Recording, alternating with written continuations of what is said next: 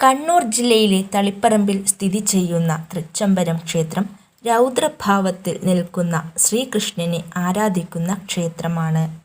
കംസവധത്തിനു ശേഷം രൗദ്രഭാവത്തിൽ നിൽക്കുന്ന ശ്രീകൃഷ്ണനായതിനാൽ ഇവിടുത്തെ പൂജകളിലും രീതികളിലും അതിനനുസരിച്ച് മാറ്റങ്ങളുണ്ട്. നൈവേദ്യത്തിനു ശേഷം അഭിഷേകം നടക്കുന്നതും ഉത്സവത്തിന് ആനയെ എഴുന്നള്ളിക്കാത്തതും ഒക്കെ ഈ ക്ഷേത്രത്തിന്റെ പ്രത്യേകതകളിൽ ചിലതാണ്.